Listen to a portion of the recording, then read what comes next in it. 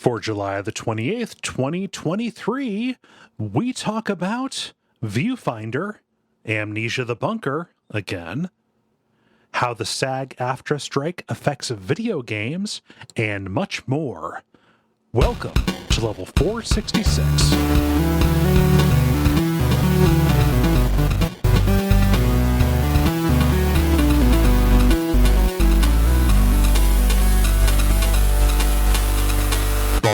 My name is Cole Ross. I'm Dennis Furia. I'm David Maismith. I'm Ben Merkel. And you are listening to The Level. It's a podcast for people who love video games. I should have checked and seen who was not here last time. I believe it was you, David. No, I think we were all here. No, were you here? You weren't here, David. I'm all messed up. Are any of us really here? I mean, in the room with us right now. Let's see here. No, it was all of us. Anyway, time how to you start flipping coins. Yeah, how you doing, David? Pretty good. Just bobbing and weaving. I'm in the time of the year, and yes, I realize this is an incredibly dumb, yearly tradition, but where I basically start binging on all of the pop culture I missed in preparation for Dragon Con. Okay. You just want to be conversant. Right. So I got a subscription to Crunchyroll, and I've got to say, it is amazing the degree to which, the stereotypes of what anime gets made are not stereotypes. Just factual reporting. Yeah. Just in particular, the I forget where they call them. It's whatever the Japanese word is for portal. I'm stuck in another world kind of right. thing. Yeah, exactly. Yeah. And where they are literally just the title of the show is a description of the premise. Yeah. It'll be I'm in a fantasy world, but oh no, I'm a skeleton. And there are hundreds of them. Yeah. I've heard about the one of being reincarnated into a vending machine. Yep, that's one of them. Okay. I mean, so do you sort by popularity? How do you chart your plan of attack on this? Because you probably hit no-brainer Chainsaw Man, right? Right. So I finished that. One of the best things I've seen in a long time. Surprisingly, normally I'm really not a fan of gore, but it's different. To clarify, I have not seen the anime. I'm currently reading the mangas, mostly to appreciate monster design. Right. Oh, so it's not that you're not a fan of gore in general as a feature in movies or anime. There is an anime named Gore. Oh, I'm sure there is. Yeah, but in this Goro. case, what I think the thing for me is it's not mean-spirited. Yeah, it's real. It's not mean-spirited, and also there's a real contrast between the gory parts and not gory parts. Right, exactly. It feels like they're explicitly putting the two next to each other. Again, based on the manga, right? Yeah, it's also very strange because it somehow manages to be incredibly juvenilely horny. Yes, and surprisingly wholesome. Just the way. Yeah, I mean the way that he sets his sights on power because you're just describing Japan at this point. Yeah. Well, because a lot of it is this is a character that literally his sole goal in life is to get laid, and him just being a creep on lots of chicks, but then also realizing that that's not actually that fulfilling. Yeah, yeah. And it just like all he wants is a smooch from Makima, I think, and then you're just like, oh, Power's like, oh yeah, no, just you can touch my boob if you want, and like, yeah, like, well, no, wait, this doesn't mean anything. This actually kind of sucks, Right. like that kind of thing. Just kind of like, oh no, there's a, and it Which comes from like, proves he has no taste because Power is best girl. well, yeah, but also it's he's a person who grew up entirely deprived. Just grew up on the street being used by gangs and stuff. Yeah, no, it's not not a good upbringing. I don't know. It's a neat manga. Not watch the anime though. I understand people enjoy it. Other than that, and this, I'm not gonna make this like anime episode, or whatever.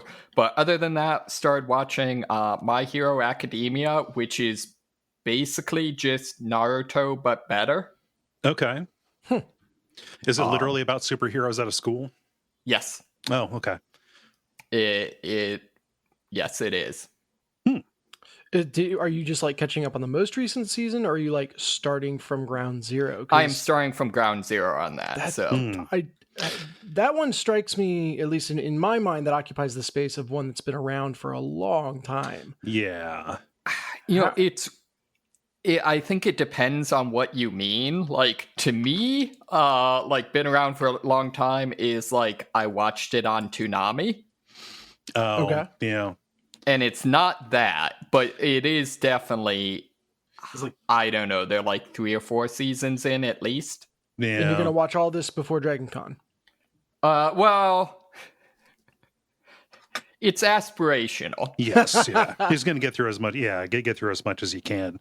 Yeah, like with anime, it's not just like, oh, this has X number of seasons. It's also spin-offs and like weird alternate continuity stuff. That basically started for like cash cow reason. Kind of things. So, how many episodes of this is not necessarily a simple question to answer. One other I'd suggest, if anyone's looking for something good, is I hope I'm pronouncing this name right because Japanese, it's Bocchi the Rock. Okay. Which is basically about a girl, high schooler who has just crippling social anxiety that semi-inadvertently joins a rock band. And it's, very funny, but also a very accurate, like, realistic depiction of someone who has, pathological level social anxiety. So, good stuff. But yeah, no, that's what I've been doing is lots and lots of the animus. Yeah. Not bad. That's like what? That's at the end of August? Cool. Dennis, speaking of getting ready for convention stuff, how's Gen Con prep going? Yeah, it's going. I now have a place to stay, so I'm set on that front. That all worked out. And mostly I'm just very excited for it. It's crazy. I went through so much more of my product at Origins than I thought I would. That it's kind of like I show up with what I have, and when it's gone, it's gone. And then I guess I'm just enjoying the con from there on out. Yeah. So we'll see how long that takes. But yeah, getting excited there. Doing all the good dad, good husband things up front, try to make me being gone for 4 days a smooth transition. One thing that categorically does not fall under that banner is we are getting Luke a drum set for his birthday. Oh no. Is it an electronic set or is it an acoustic set? Well, we did get an electronic set, so there is that saving grace. I was gonna say, even just for your neighbors, man.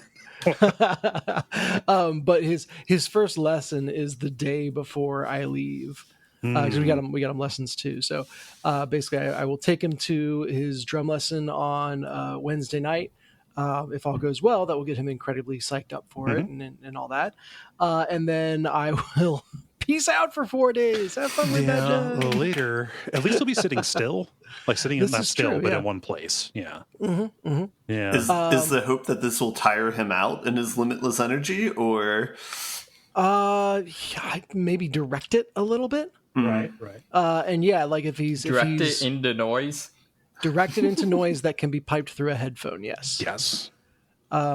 and we'll see how that goes. It could also be something that he touches once or twice and then never thinks about again.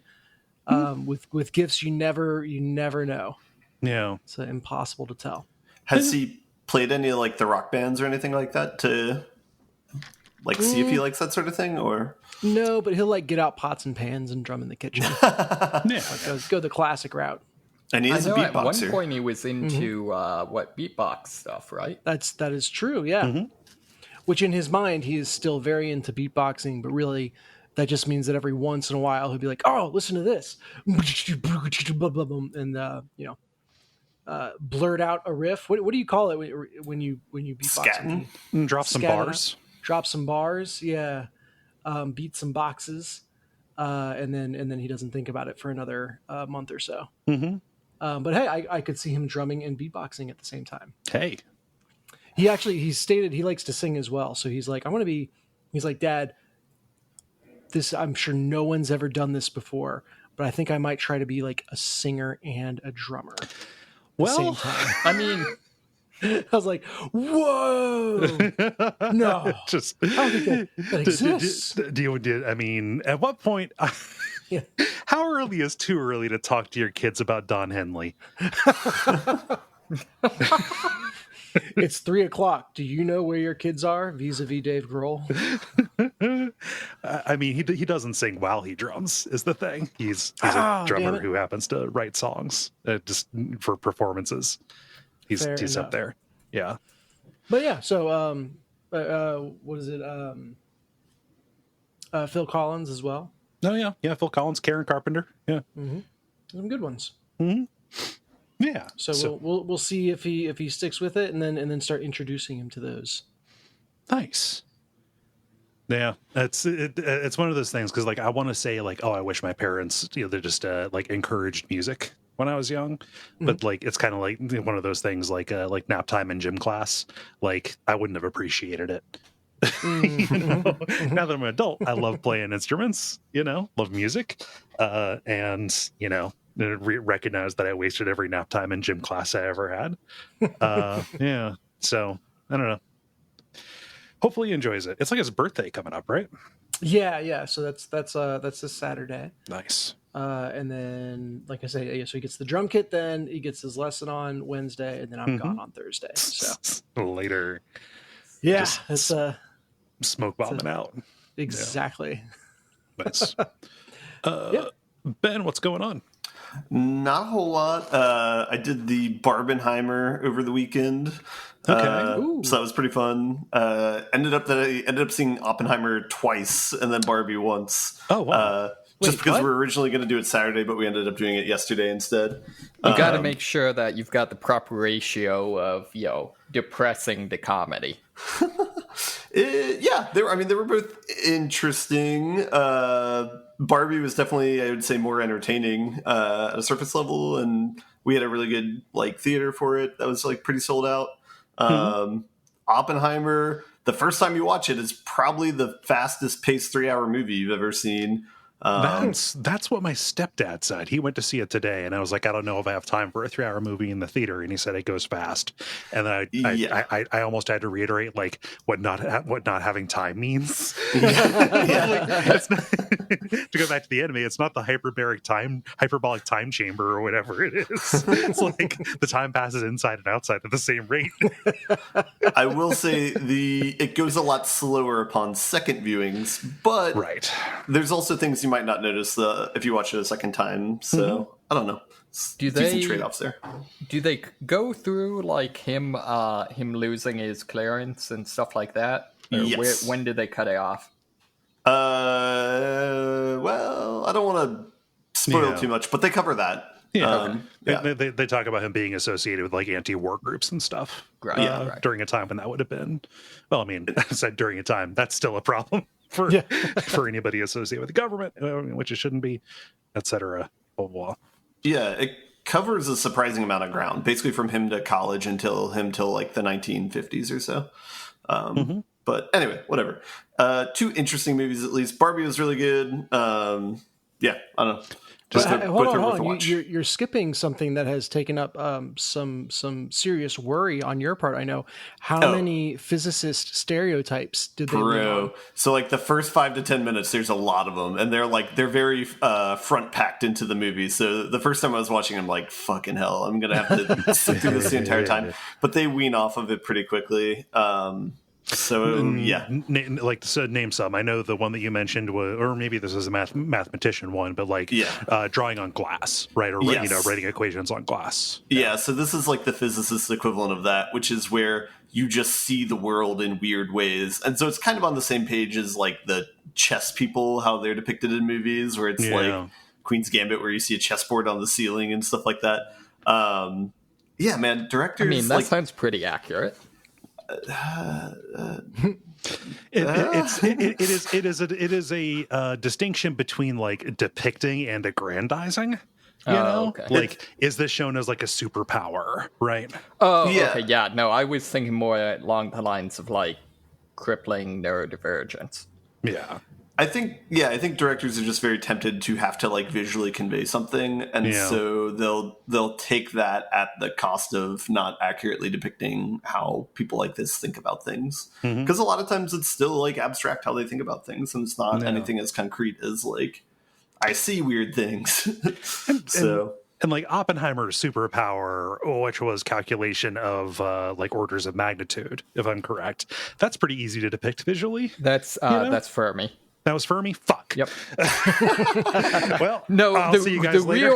The real thing is how much of a nerd am I that I knew that? No, it's fine. I needed to be checked. Got out of my skis a little bit. I think there's probably a lot of payoffs if you're really into like knowing the people who worked on that sort of thing within the movie. I think the only insight I had is I'd read Feynman's autobiography, and so the way he's depicted in the movie does it justice. There's just some like fun Easter eggs. One of my favorite classes in grad school, I took a course that was just history of the atomic bomb. And so I'm actually really looking forward to this because, it's something I'm really into. Yes. Well, this is a movie for you then. Okay, enough boring stuff. How was Barbie? Yeah. Barbie is good. It's interesting comparing the two because it's like Oppenheimer is just like 3 hours of like a bunch of men in hats and like suits and suspenders working on things that kill one another. And I know for a fact there's at least one scene where he is not in a suit and suspenders. Is Florence Pugh present? And then Barbie is just like an hour and a half or 2 hours of making fun of that. So it's like, it's like, nice. It's pretty good. It's really funny that like, I don't know, a 90-minute commercial for fucking Mattel is being considered woke. It's like, I mean, it's cool that it's calling attention to stuff, but also like, let's be real, folks. Yeah, I mean, I think it does a good job of showing both perspectives. I think because the show's essentially, or the movie's essentially like the Truman Show is the premise. You know, there's like a Barbie world and the real world sort of thing. And so like the Barbie world is very much like what Mattel would like to believe that they're doing, where it's like positive role models. Like Barbie is saying that you can be anyone, you can be a doctor, an astronaut, or whatever. And then when you enter the real world, it's like, oh no, this gives people body dysmorphia. And so like, I think both sides are pretty well presented. So it strikes a balance, I think. Okay. But your mileage may vary. Everything that I've seen from the Barbie movie is just, and this is because of stuff that I'm watching for other shows, but it's like, it seems like the most 90s ass movie that has been produced in a very long time. I can see that. There's a lot of dancing and fluorescence, and and just like a real commitment to this is a fucking visual mess, and we're leaning into the chaos very, very hard. You know? Yeah. It's there's certainly challenges there when everything is pink. Having to make like a diverse screen can be a challenge. But yeah, it's good. I will say, like, from conversations I've had with people, I do feel like most people didn't even like watch the trailer of Barbie to understand like what the movie is about at all, because it's like most people don't even know it's a satire, you know. So I don't know why that is. It seems weird that I think because it's officially sanctioned. like something that actually has Barbie's name instead of using some stand-in fake name that obviously connects to the real one. Yeah. And people are like, oh, it's a 90-minute ad. Yeah. I just and like I the reputation that I know it by is the reaction that people like old Ben Shapiro has had to it, just the rejecting it because of like, you know, blah blah blah, this is, you know, whatever. And it's like, okay, the people that I dislike it, but also how subversive could it be and still have the you know, official mark on it, right? Mm-hmm. Hey, the enemy of my enemy is my friend. Yeah. I was listening. I listened to the it's like a daily politics podcast called The Majority Report, and every once in a while they have got like a movie guy on talk about like film recommendations and stuff. And meant just to talk while they were talking about the Barbie movie, just had mentioned Mattel had worked very hard to get this movie called Superstar like kicked off of every service because it was a movie shot entirely with Barbies, so like stop motion animation, but it was about, and I swear I didn't plan this, little bit of a throwback here or callback, it's about the real life of Karen Carpenter. Which, if you know anything about the life of Karen Carpenter, is very appropriate vis-a-vis body dysmorphia, you know, and eating disorder kind of stuff. And Mattel was like, no, you absolutely cannot do this. You can apparently still watch it on YouTube and stuff, but that immediately shot it up my list. Yeah. Well, in any case, these are both good movies, but Beau is Afraid is the best movie of the year for me. So go see that if you want. Nice. What is best movie of the year? It's a really weird movie called Beau is Afraid. That's probably 90% people will not like. So. It's by Ari Aster, the guy who did Midsummer and Hereditary. Yeah. I'm actually going to see Barbie tomorrow, so we'll see if you're lying over there, Mr. Merkel. So fun fact: my next door neighbors growing up were a couple named Barbie and Ken. Oh, huh. Man, it's weird. Nominative determinism. Yeah, they actually bought my childhood home. Oh, really? Yep. I was seriously about to ask which one, if it was the one on X Street or Y Street, without recognizing that in public, those are absolutely credit card answers. So, oh man, I don't have anything. I got a new grill, and I've got a plan for what to do with my patio. But that is teeth grill or a cooking grill? Cooking grill. Cooking grill. Have you made anything yet? Yeah. I put it together and I made some burgers, and tonight I had to cook some steak on it. Yeah, nice. My old one was just a piece of shit. It rusted out, so got a new one. And it used to be a piece of shit. I'm worried the baby doesn't think girls can change. Yeah, and I've got a plan for what to do with my patio, but I'll share more when that's actually like done. Because that's just boring homeowner talk, and it's things I am intending to do but have not done yet. So I think we ought to talk about video games. This has been a very productive banter section. So we've got to do the regular kind of show with the grind, the multiplayer, and the end boss. And why don't we get started with The Grind. The Grind, where we talk about the games we have been playing over the past period of time or so. Who has something new? I do. Ben. Nice. I know, a rare occasion. But I'm going to talk about the old thing first. It's the old bait and switch. I only got two things this week. The first one is I beat Red Matter 2, the VR PS5 game. Cool. Or I guess it's originally on other systems, but ported to the PS5. It is a pretty good game. I would say it's probably the second best game I played to VR to the Call of the Mountain. It's for people who haven't heard the previous episodes, it's a science fiction game where you're in space on various space stations. You have claw things to grab things around you, and you have like a sweet light gun, and you have a sweet gun, and you solve puzzles and shoot things. So, it ended. It's not like there wasn't like a huge like momentous like game ender or anything like that, but just in general the game is pretty good at like progression and like slowly giving you more tools and then like slowly giving you ways to like solve puzzles with the new tools that they give you. So yeah, overall it's just a pretty satisfying experience. And then watching the credits for the game, I was really impressed by. It's a pretty small team that made the game, and I think there's only like a few, like one, maybe possibly one programmer who worked on it. And like so, half the people that worked on it were like voice actors and stuff like that. So I didn't realize that it was that small of a studio. So I was very impressed by that. I think it's either in Spain or in South America is where it's developed. So, so overall, I would definitely recommend it. I'd say it's worth it because I think it's only like $20-$25 to buy, and I think it's definitely worth that price. Yeah. I think one of the strengths of it is like the vistas that are in the game. However, the two main vistas is like one at the beginning and one maybe halfway through the game. Then you don't get any of that for the rest of the game, so that's kind of a bummer. Yeah. But they kind of give you the weird, like, not Silent Hill, but like weird, like surreal, like sections of the game throughout the second half.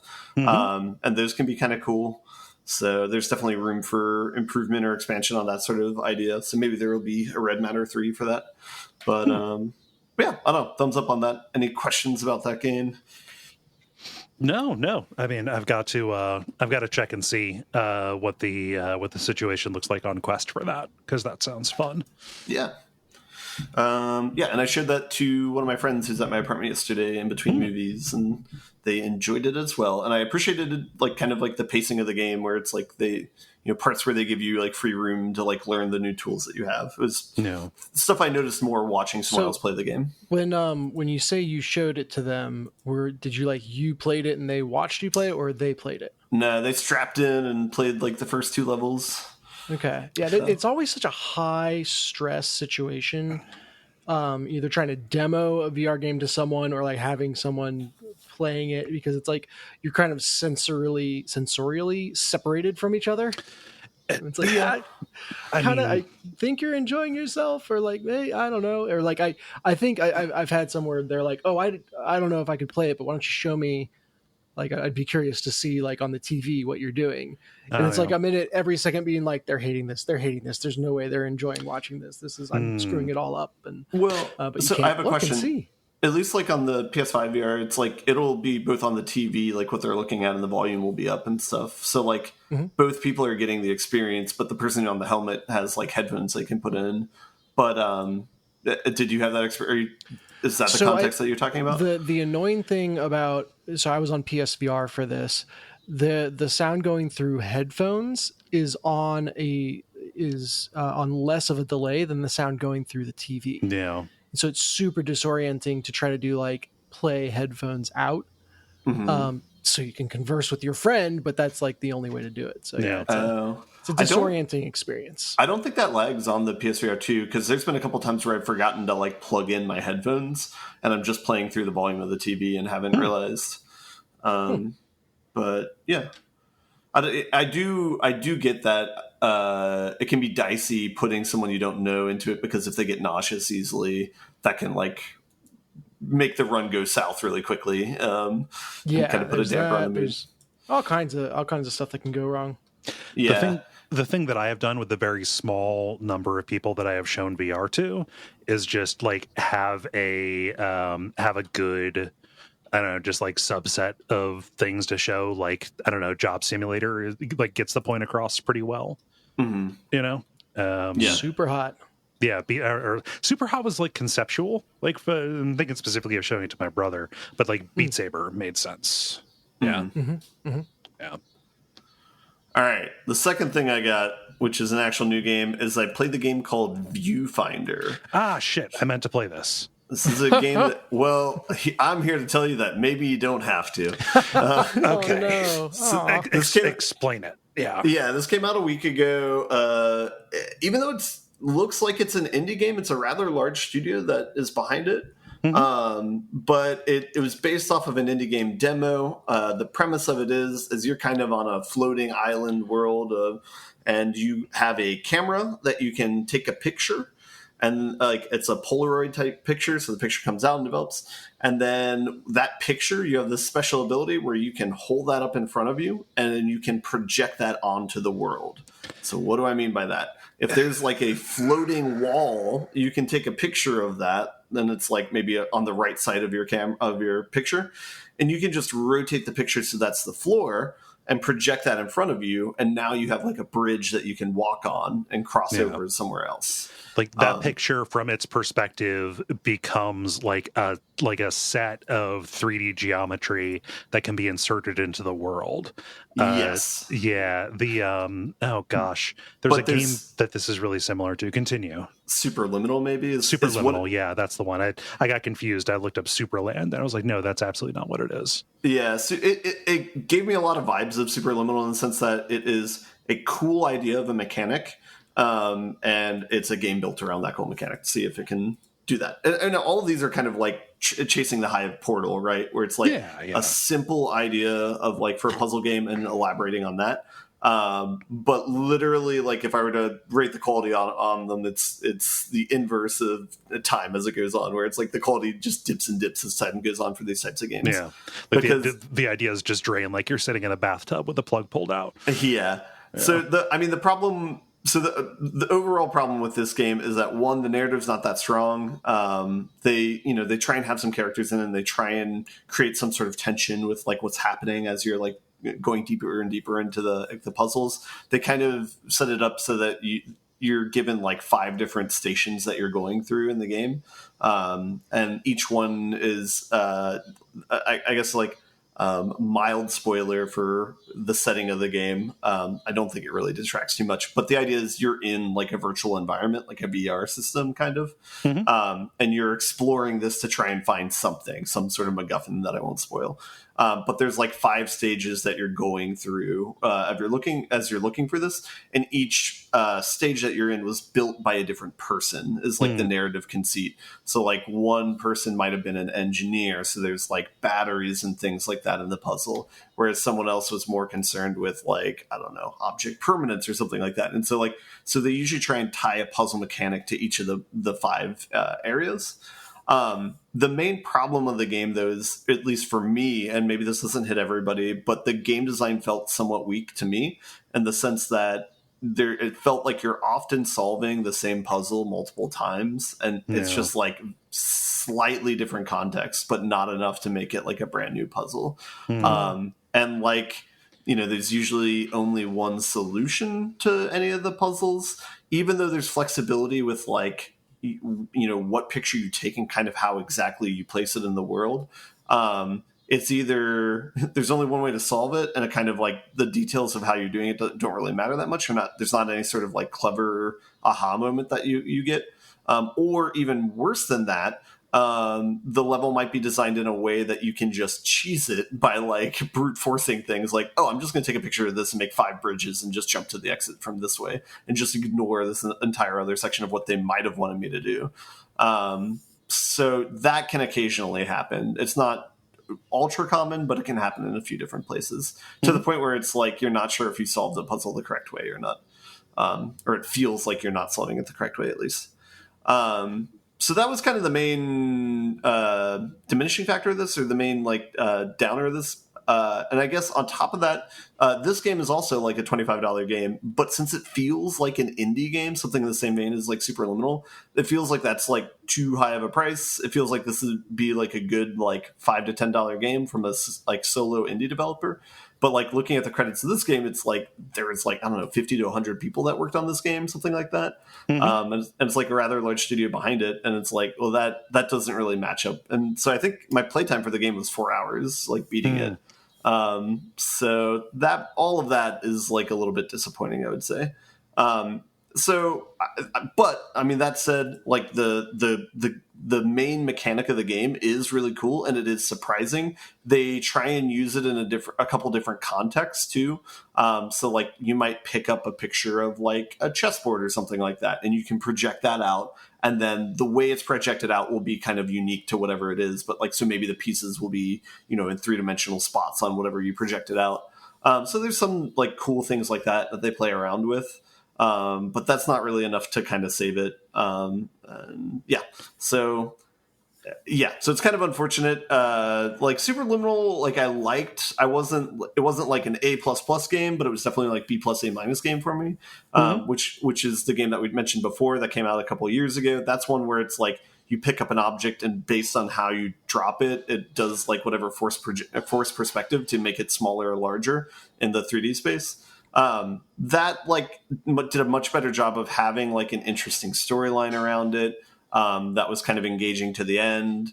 It had a better job of like kind of having subversive moments that like surprise you. Viewfinder doesn't really pull it off as well as a game like that or a game like Portal. So yeah. I don't know what to say besides that. Did the dialogue annoy you? It's not. I mean, it just felt very superfluous. I don't know. The narrative didn't really hit me that much. The characters they were describing didn't really hit me that much. So it was not like a story that I was very invested in. And I think part of that has to do with like since each of the levels is just this kind of like floating island, like you're not getting a whole lot of like immersion the same way that you are in like Portal, where you're like, oh, I'm in a test chamber, even though arguably you're in a floating island to a floating island. You just have an elevator that connects it, you know, and it's like, so there could have been more polish around that. I just saw a video of somebody playing it, and you know they did the game's trick, and then somebody over the radio chimed in and said, "Wait, did that just happen?" And then the person playing paused and then went in and then just lowered all the dialogue, audio. Yeah, just that's like right. I'm happy that there's a backlash to that. So, yeah. I don't know. It's a bummer because it is such a good idea and it's very well executed. The core mechanic is, you know, of being able to project things onto the world.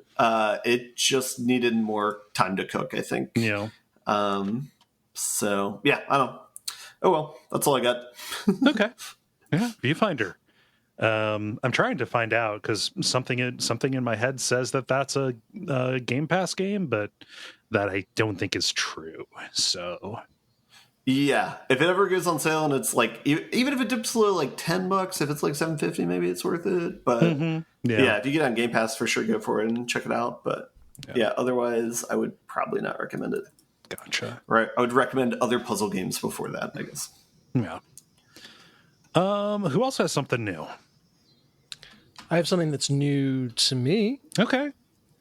I have started to fill in a huge gap in my backlog. I started this week playing Portal 2. Ooh. Oh, you never played that? I played like the first 5 minutes of it, and then I don't know what happened. Wow. I think it was maybe I had it when my PS3 died or something like that. Or like it was right on some console generation jump or some system dying on me. And that's like, I vaguely recall that. I don't remember the specifics, but I think that just knocked me out of finishing it ever. Okay. So here we go. And you're not streaming this to Ben so he can watch your first time playing it because I mean, I can, Ben. You're more I'm than just welcome. saying, like, I'm not doing it because I'm also mainlining Diablo still, but we'll talk about Portal 2.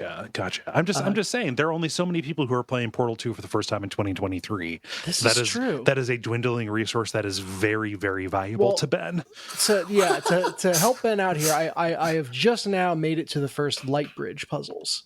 Okay. And I think that's really the first time that truly new mechanics are starting to show up. Who are you traveling with right now? If anyone. The ball robot guy. All right, really? cool. No? Yeah. Somebody? Yeah. I So don't you're in the remember light bridge puzzles. I It's never all beat good. the game. We don't need to but spoil I do not anything. remember. Let's let them enjoy it. Light bridge, like just you can divert light bridges, like they go through portals as well. So you have to like, you know, shoot the portal for it to go in, you know, for the light bridge to go in, and then it'll come out wherever you shoot the opposite color portal, you know, on a higher or lower level. I'm sure I saw that, but I do not. I remember some other stuff, but I don't remember that. Yeah. What's funny to me is that, you know, for that being one of the new shinies in the game, it feels like they put absolutely zero effort into the graphics of how it comes through the portals. And I'm sorry, I'm going to start with my gripe so then I can gush. So Ben, rest easy. I'm loving it. Whoa. You I'm very can mixed insult it on the all game. you want. I am comfortable enough knowing that that's one of the best games ever made that I don't care if someone likes it or not. And like a graphical quibble is the least of the concerns about that game. No, yeah, for sure. I think that's fair, though, with Valve games in general. If sometimes they're a little bit rough around the edges, it's usually like the limitations of the engine that they're on. So. Yeah, it's interesting that the first puzzle that the light bridge shows up in, like the light bridge is at a height from the floor where the only way you can place the portal that it goes through is in a way that it very obviously like clips through the sides. And it was a confusing moment of like, oh wait, do I need to jump like through the portal while I'm on? This feels weird. And and like obviously that's not going to ruin anything for me. But yeah, maybe a product of the time. I'm wondering because the first Portal got the ray tracing overhaul. Yeah. And I did I got that and I played a fair amount through that just because now I have something that can do ray tracing. So, and then, Portal went on sale, or excuse me, Portal 2 went on sale for like $2 or something. So I couldn't not. So I'm wondering if a a remake, not a remake, but a remaster, I guess, of Portal 2 is available or on the way. It's also the case that Portal 2 is like it's 5 times longer than the original Portal. Wow. And okay. So that's actually the thing. That is my big complaint with Portal and why I never beat it is I felt like it was way too long. And in particular, I just got frustrated with literally everything you do having to solve a puzzle. Like, just the fact that it's like walking through a doorway requires like a 15-minute puzzle, which wasn't the case in Portal 1. Oh, that's not true. The second half of the game is like that. Yeah. So this is a puzzle game. Right, but there's a difference no between mistake. that and literally like every like 10 feet having to solve a new puzzle. Yeah. I mean, I get the complaint that like it would be nice to have an area where you weren't always solving puzzles if you wanted to break from that, I guess. But is it a pacing thing? Like, is it like, I don't go to an action movie and then complain like, oh my God, every second of that movie was packed with action. So I think it's the puzzle to story ratio where they eventually reached a point where it was like, in between meaningful advances in the stories would be like, like 5 or 6 puzzles. Okay, whereas the original Portal, it was pretty, pretty condensed. Here's the thing, though. At least right now, I'm getting the juicy little banter clips from GLaDOS, and that is sustaining me in the absence of any true story progression. And also Wheatley is a delight. Oh, yeah, absolutely. And not voiced by Ricky Gervais, as I said a couple episodes ago. Oh, I feel like we would have corrected you on that. You did? We did. Stephen Merchant. So what's happened narratively so far for you, Dennis? So like I said, I'm at the Lightbridge puzzles. The GLaDOS has made it clear that like society outside has kind of collapsed, but I am here. She knows she's been forced to watch me kill her on a 2-minute loop for however long this has been while I've been in cryo sleep. And now she intends to do science with me until I die, at which point she'll take up a new hobby, like, I don't know, reanimating dead bodies. So she can do more science with me. So that is basically where I'm at. And then this introduction of like the Lightbridge technology, not that I expect the game to get too much in any broader world stuff, but it's like, oh, this is like they're introducing something very high tech, and like there's the aperture, the scope of what Aperture is working on just seems to be ever expanding. Oh yeah. It's revealed that you are so far underground that they don't even bother pumping in oxygen. They just recycle the bit of air that's down here. All of this is framed in just insulting you and trying to make you feel bad and little. And if it's canon, all of it's under Cleveland. Is that right? Yeah. Sweet. There's a map in the textures of the original Portal that shows that Aperture headquarters is outside of Cleveland, Ohio. Yeah. I mean, that sounds about right. I could see it. Yeah, the puzzles, it's interesting because, like I said, the light bridge is the first one that is, I think, truly new to Portal 2. Everything else is to this point has kind of been treading the ground of the previous game. It's getting people, I mean, like that first act is kind of about getting folks back up to speed. Yeah, completely necessary. Even for me, who's played Portal before, it's been so long that I appreciated the reminders. And I think it did a great job of throwing several different pieces. So bounce pads, lasers, companion cubes, all this stuff at you. And kind of getting you up to speed on all that, so you can speak that that form of the language, so you can start adding new dialects to it very quickly. So they do a good job with that. But I'm excited to go forward further into what is more and more new territory. Yeah, like you said, all the voice acting, all the characters are completely amazing and hilarious. I've laughed out loud more playing this game than I have in any game in recent memory. Mm-hmm. I mean, that's one of the funniest games ever made. Makes sense. I remembered this from my previous very short time with it, but all right, let's just see if you can speak. Say apple, and it's spacebar, and you jump. Okay, well, we'll just roll with that. Yep. Yeah. Steven Merchant. So good. Yeah. So that's Portal 2. I'm happy to share it in a form that other people can watch. And we'll be going forward through that. Very cool. Envious that you were playing that game for the first time. That is one of those, like, envious memory wipe games. I feel like that question comes up every once in a while on this show. And so we need to really get serious about inventing that memory wipe now, because I'm playing Portal 2. Yeah. I'm going to need it soon. It's not the here. answer to that question, by the way, is the Stanley Parable. Just so you can forget it exists. Oh, yeah. Not so I can play it again, just so I can forget it. Jeez, man. Inexplicable, I say. Oh, man. Yeah, so that's the quote-unquote new thing. I've been mainlining Diablo IV. I think last week the new season patch notes had just been released. And everyone was convinced that it was a war crime and was going to tank the game and all that stuff. That's what they always say. Yeah, it's been completely fine. And I don't know. I don't know. What class are you playing? Yeah, that is fair. I'm playing a druid, which is completely fine. I understand other classes did not get the love maybe that people hoped they would.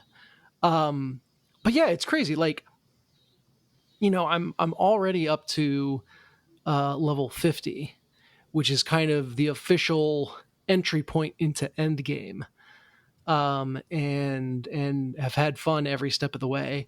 The build that I'm I haven't looked at any guides. I'm just piecing something together with what falls in front of me. And the build that I've kind of got going together is very fun to play, and uses mechanics from the new season.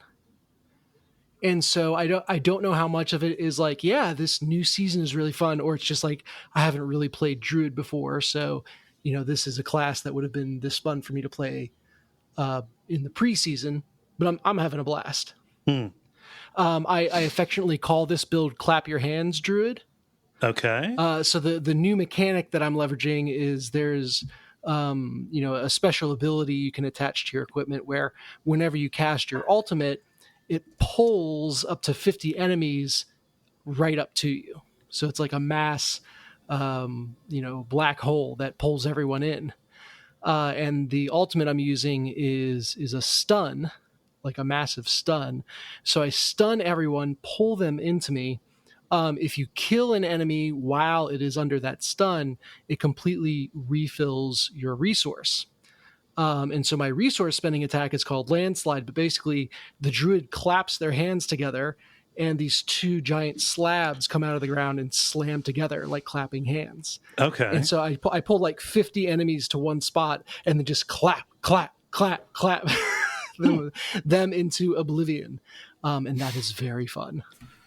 New way to clap your enemies. Can you set up a chat macro so every time you clap your hands, you say yeah? I really hope so. The people that have been playing with me in voice chat, I have not been able to stop myself from going clap, clap, clap, clap your hands every time I cast my ult. So I apologize to everyone who's had to play with me. Yeah. Shouts out to other people who just live entirely in mid 2000s indie rock for appreciating that joke. Yeah, so I've been doing that. The other skill that I'm really enjoying is a boulder, and I just roll it out for me, and it picks up everyone in its path, like Katamari Damacy style. And you just like very, very much push people around the level, and yeah, it's a lot of fun. So for having played in the preseason a necromancer that really was kind of focused on standing still and being a death turret, this is a lot more kinetic and both on my side and on the enemy's side, moving them around. You playing this with controller or mouse and keyboard? With controller. Okay. Yeah. I just from my having last played Diablo 2, even approaching seriously back or having last played it back in Diablo 2, like the idea of playing a character who is any kind of mobile is completely foreign to me. So you would almost have to, like, I don't know how you would do that with a mouse and keyboard. Yeah. And like there's characters on both sides of that spectrum where it's like, man, this would be unplayable if I was on mouse and keyboard. And also, this would be unplayable if I was on a controller. Yeah. Yeah, that's actually a lot of the rogue variants are like that, where a lot of their abilities revolve around piercing attacks. And so you have to line up lines of enemies, which doesn't really work since the keyboard controls just kind of try to select usually the closest enemy. Oh, you mean the controller? Or yeah, I'm sorry, the controller. Thank you. Yeah. So, but yeah, I'm having a blast in the new season. I'm through the seasonal content. I'm into the end game. And I think the power gamers are still very angry. But everyone else seems to be having a good time. I've never met a happy power gamer. So I feel like I'm going to provide the other side of this story. Maybe Okay, we can just roll right into David if you're if you're done. I mean, if this is the last one you have, Dennis. Correct. Yes. Good alley-oop opportunity right here. Yeah. So all I've been playing this week is Diablo, and to be fair, overall I'm enjoying it. However, I decided to roll a sorceress who is widely regarded as being a class that just got absolutely hosed by the most recent patch, and I can kind of feel it. In particular, the biggest problem it has is that the class is extremely dependent on crowd control, and crowd control just doesn't work reliably on bosses.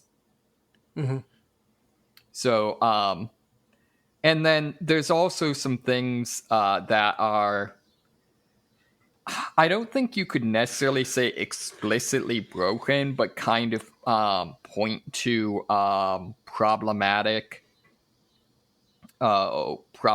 areas. You can have at most 6 powers active at a time.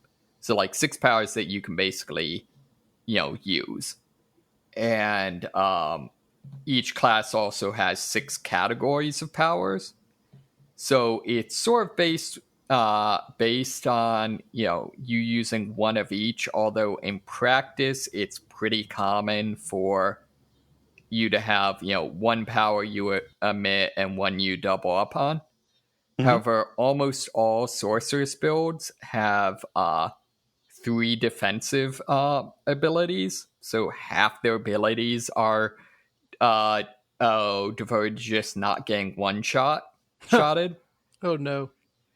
So like it's one of those things like, I think a lot of the complaining is kind of questionable. But there definitely is some some issues there. Probably though my bigger complaint would be I just don't think they actually added that much with this patch. Kind of the additions seem like they're mostly just a glorified version of the gems that have been in Diablo games, from at least Diablo 2.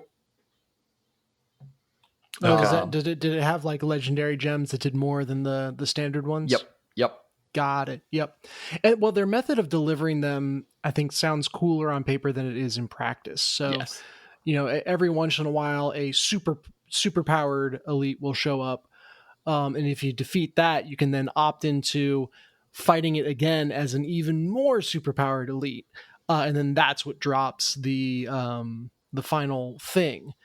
And that's a cool idea because it's like, oh, okay, there's difficulty spike here, and you can kind of opt into a mini boss fight. But right now, at least, they're not nearly difficult enough to be noticeable. Mm-hmm. And so there are several times I will start and then pretty much finish the final boss fight version of this enemy just in the course of normal combat and be like, oh, that was a malignant enemy. Okay, huh? Yeah. They don't stand out enough. And I don't know if it's fear that if they were actually difficult, people would be pissed and just avoid them or what. But yeah, I would like to see them truly be more of a mini boss fight rather than just kind of barely noticeable.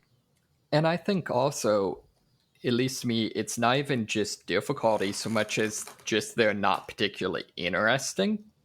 Yeah, no, they're not. Really the only one I can say that's noteworthy is there's one that basically can drain your mana. And that's only interesting because it makes sorceresses almost unplayable.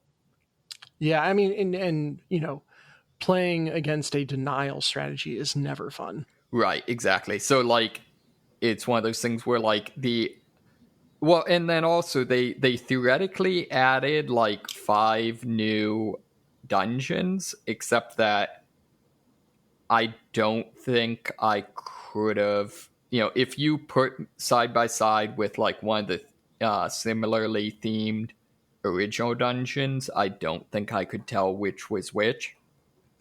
Mm-hmm.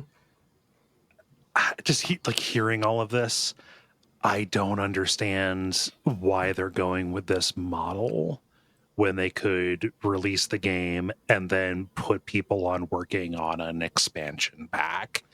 Like, right. I understand why they're not doing it, because it needs to be an ongoing live service where they have KPIs, blah blah blah, get people in, hold them for the long haul, etc. Maybe sell them some cosmetic items, or down the line, maybe the cosmetic items start having mechanical benefits. Just like the usual pipeline of this kind of stuff, right? But like it doesn't sound like it's making anybody happy. It is just encouraging compulsive play. Well, and the weird thing is both Destiny 2 and Warframe have kind of figured out how to do this model, which boils down to, like, actually have the seasonal content have good story. Yeah. I mean, for what Diablo has for story, it is good story, but that's not what Diablo focuses on. I don't know. I mean, it's nowhere nearly as good as the campaign. There's no cutscenes. Yeah, that's fair. I would have liked a cutscene. Yeah, cutscenes cost money. It is an extremely fun game to play. Okay. Like the moment to moment, and the season provides a good reason to try more, to like try it from a different angle, and just enough new tweaks to keep things interesting. Like I said, the build that I'm using right now would not be possible without the seasonal content. So there's there is some interesting stuff going on, and I think as people experiment more, we'll come to see more and more interesting new builds. That's the stated objective, is that seasonal content gives you interesting new ways to play these characters and these classes. So we shall see. But Yeah. I guess the highest praise I can give is I'm pleased to report this isn't Armageddon for Diablo 4. Like, this isn't the game going belly up.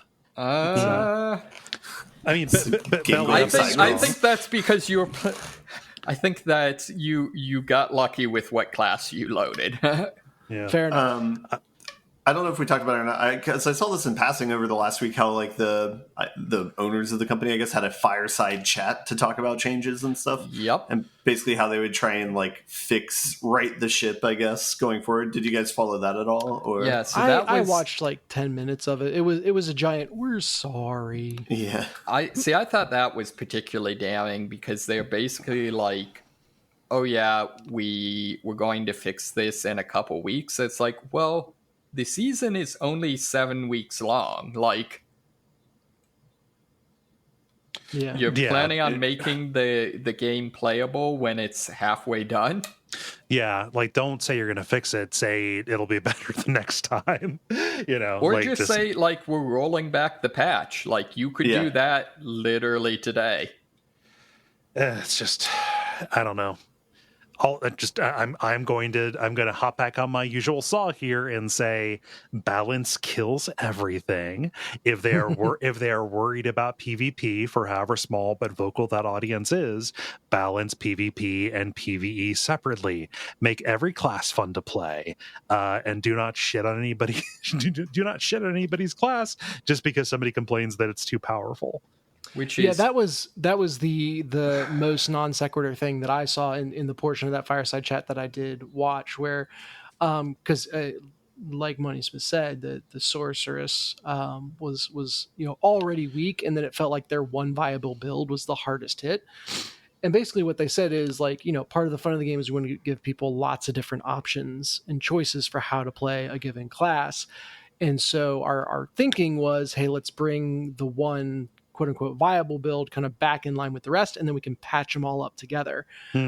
Which is, I understand from like how systems are all interconnected, why that might make sense. But, and they acknowledge this, from a fun perspective, that is terrible. Yeah, no, don't make your game less fun, you assholes. Well, and also it doesn't make sense to say, like, we're going to do this and then we're going to break it so that we can fix it in 2 weeks.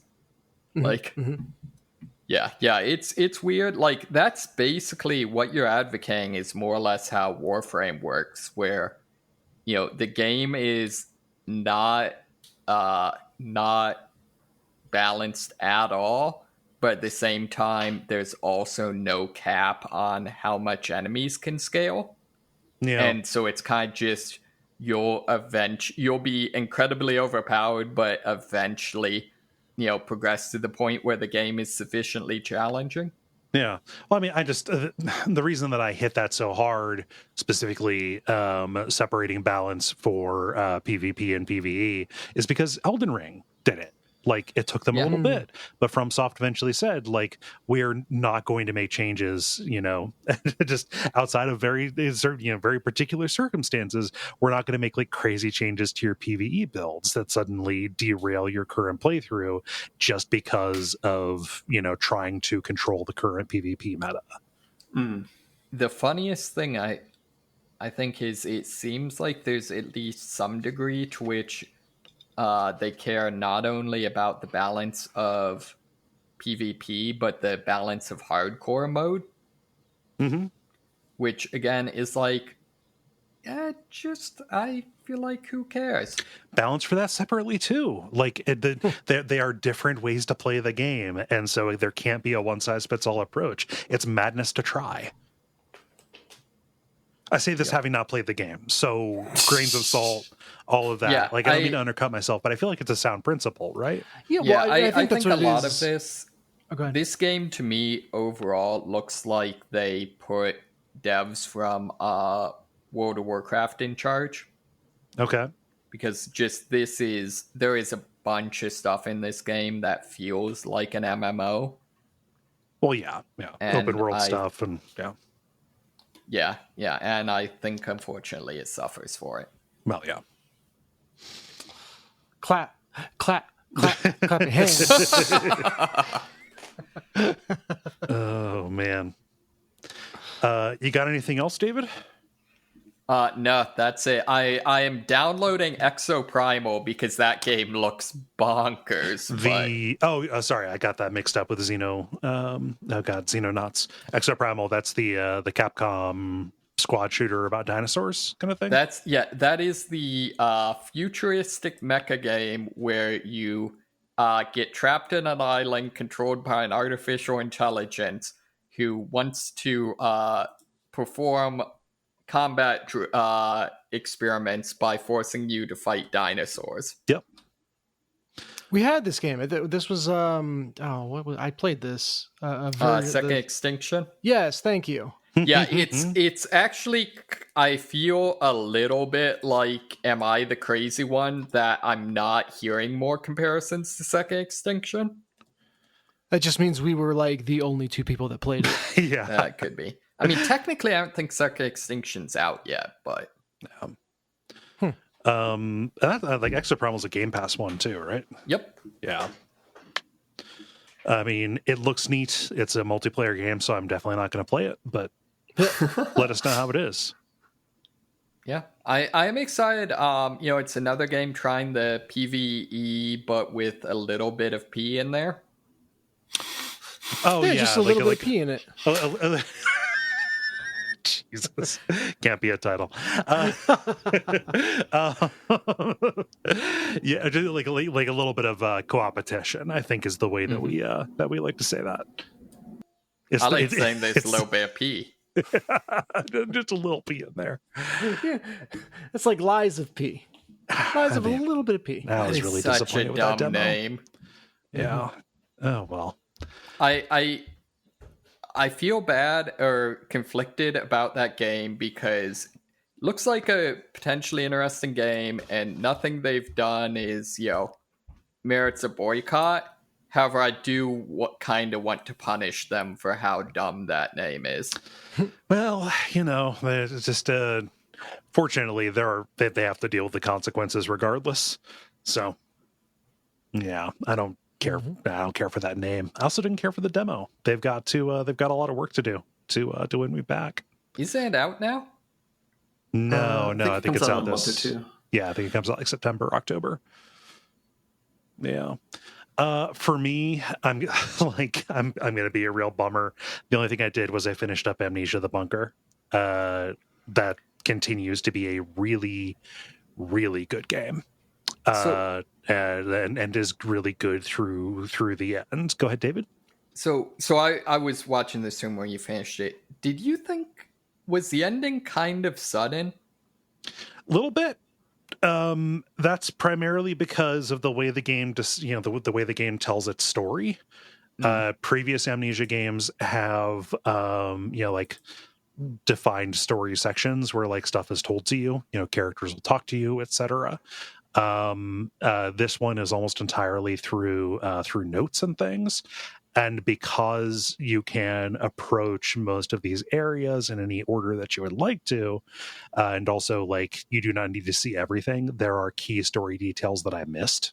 It's not sudden insofar as the setup is incredibly simple, which is you've got to find the dynamite and you have to find the handle for the detonator.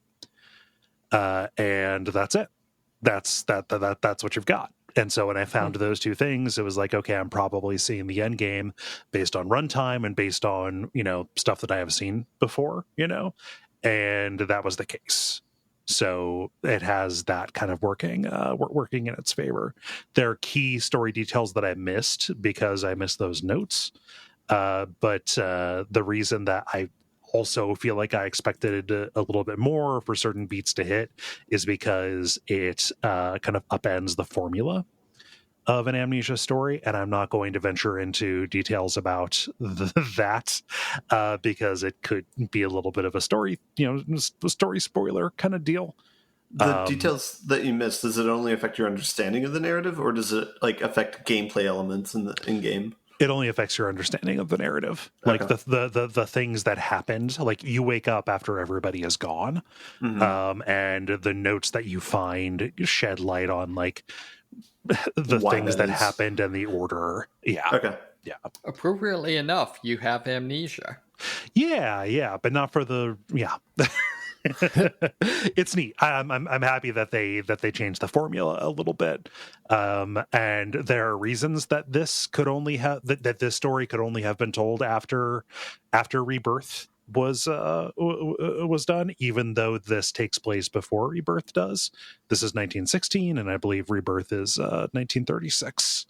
So maybe there will be one. Oh wait, no, I think Machine for Pigs takes place in 1996 or 1896. So fuck. I'd actually really love to see a more modern one. I could see that being kind of interesting. Yeah, I could fuck with that. Yeah. Like, but yeah, 1980s really pull in the Reagan Thatcher era. Yeah. It still gets full-throated endorsement for me. Yeah, Really looked enjoy really it. cool. Yeah.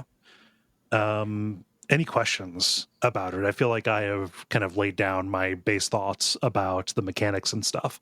But I want to just, before I close the books on it here, want to open it up and see if anybody has any lingering thoughts or questions. I don't think so. Cool. It Yeah. looks cool, but it looks like you died too many times for it to be fun for me. But I enjoyed watching somebody else play it. You do die an awful lot. It is a very difficult game when you play it on normal. My understanding is a lot of the frustration that I found. I didn't really feel the frustration because it was, when I died, it was usually pretty funny, or at least illustrative of how I could succeed in the future. You know, it could be a lot for the majority of people. I think. And I'm not saying that to be like pro MLG, whatever. I'm just saying that to be like, no, I'm just really accustomed to, horror games where you die instantly for no reason, I guess. So it seemed like... Oh, go on. No, go ahead. I was going to say, it seemed like the very last sequence... That had some jank. Yeah. Huh? That had some jank. Yeah, had some jank. Wasn't necessarily well telegraphed, or... You could... Basically, it looked like you could be doing the right thing, but not in the way the game wanted you to, and it just wouldn't work. Has to do with timing of like animations for the like you doing things from first person, and those not feeling tuned alongside when things become visible in the dark was like very specifically the like the dissonance that I was running into.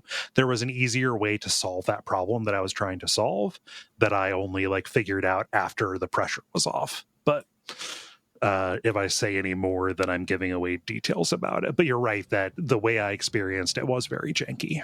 Yeah. But yeah, my understanding. So I played it on normal, like just like, hey, I've played Amnesia games before. I don't even know if there's like a pure story mode where the monster's barely a factor, but the like the one notch below normal where they change the way checkpointing and save points work. People in the chat were saying that like that is tuned like perfect. If you think that the way that the game is kind of like paced or structured feels like it's too much, like you can get in there and still get a great deal of what is like cool and special about this without subjecting yourself to like the complete just rigor of it. Like Alien. Like Alien, yeah. Or, just the base game out of the box also feels a lot like Pathologic or Pathologic 2. Specifically Pathologic 2 with the with the normal just like default difficulty options. So if you have played and experienced those things and think like, yeah, no, I want something more like this, then this might be for you. If that is way too much and way too alienating, there are pressure release valves for you, if that is the case. Nice. Yeah. The other thing that I've been playing, I've not played enough to actually speak about, but I have started playing Rain Code, the Master Detectives Archive. This is That a is game. quite a name. Yeah, this is a game that Jala is playing as well. So I imagine next time she is on, we will have stuff to say about it. It's by the Danganronpa guy, I believe, and it is another like murder mystery sci-fi anime kind of visual novel, but also mystery solving. Murder mystery solving kind of thing. But I've not played enough of it to say like what the shape of it is. So look forward to that in the future. Very cool. Yeah. Is anyone playing the Final Fantasy game, or has everyone dropped off that?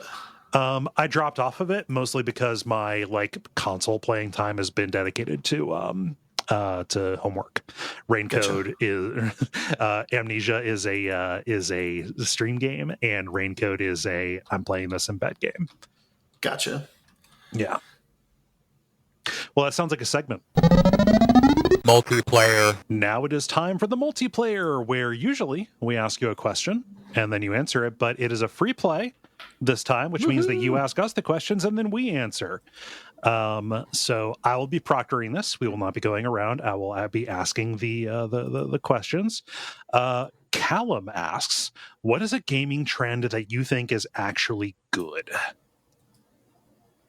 I got one for this. I think I've used this probably 2 or 3 times in the last couple of weeks, but YouTube run-throughs of video games I think is really helpful because, one, if you want to try and see how far through the game you are, if there's 100% playthrough of a game, you can find that out pretty easily. And then 2, it kind of replaces walkthroughs where it's if you've gotten to a point and you're stuck, if it's a puzzle game, you can just see that part and then pause it and then go on and play the game yourself.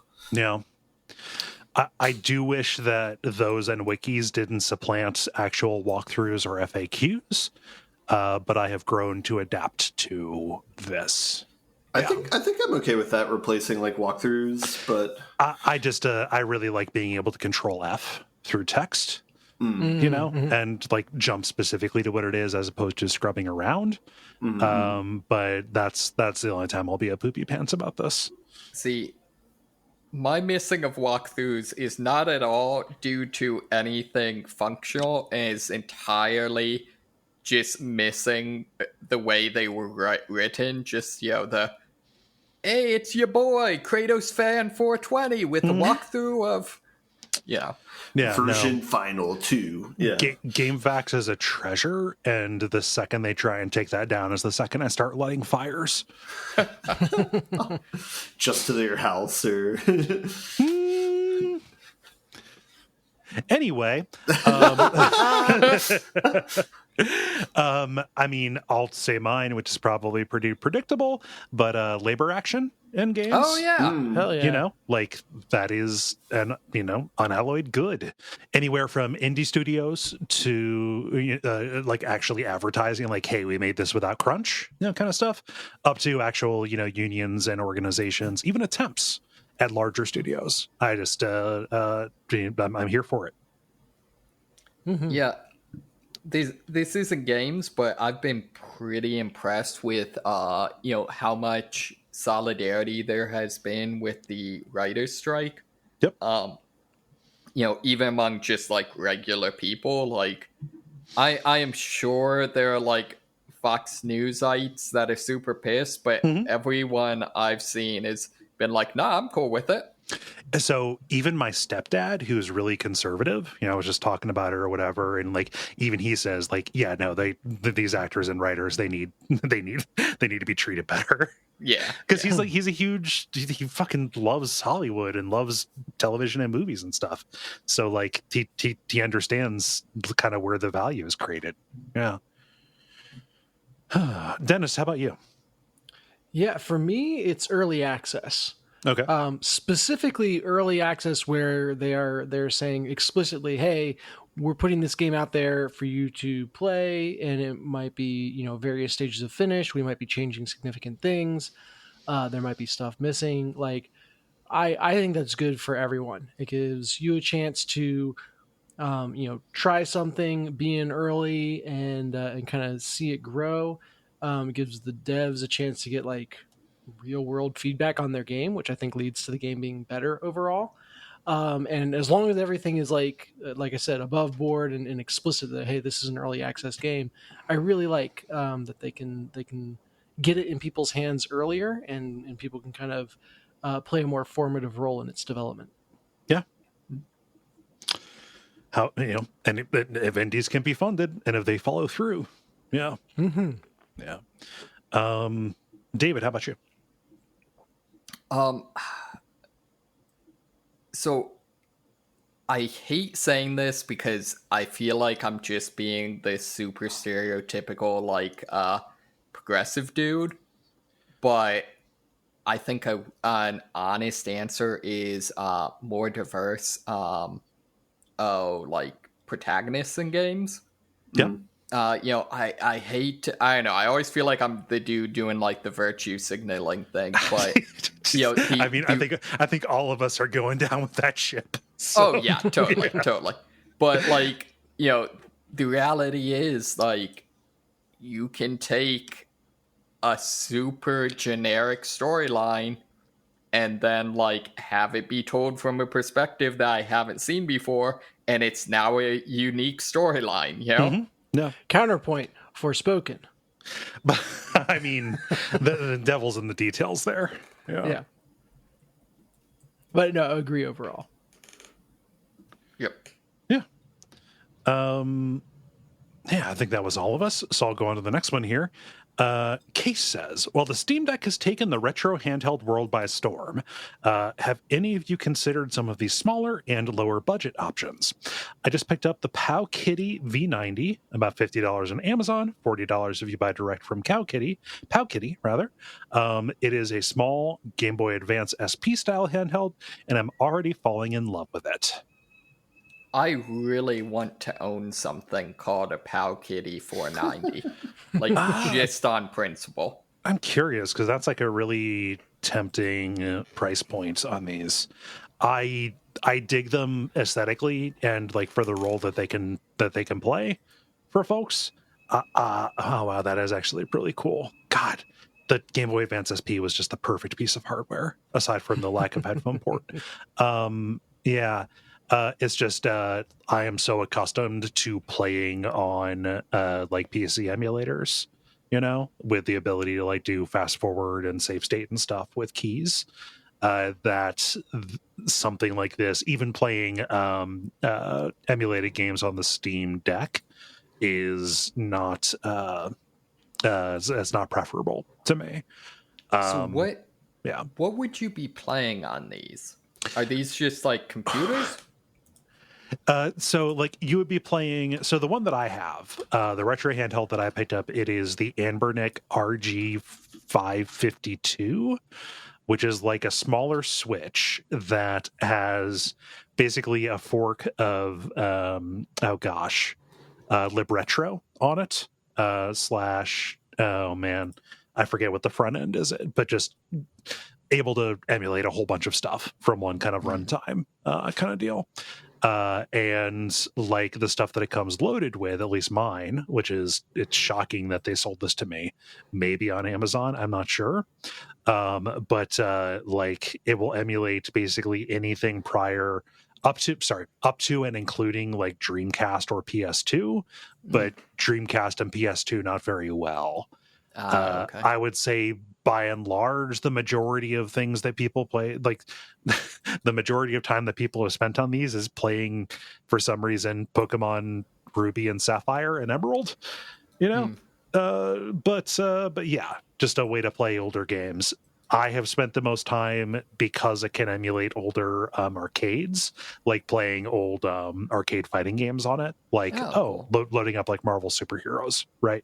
Or just the X-Men fighting games, right? But that's just me. So the thing I think would be ideal for me is if I could get something that I could play like the various pixel art, indie games that are always coming out. Oh yeah, you're describing a Switch or a Steam Deck. Oh, am I? Yeah. Yeah, unfortunately, that's like, 5 times more expensive? Yes. This is mostly for playing older shit. Okay. Like still, though, that's still a really, really cool piece of hardware. Yeah. So that's my answer. Like I have messed around with these, but they don't necessarily have a place in my life because if I'm playing something older, it's for a show.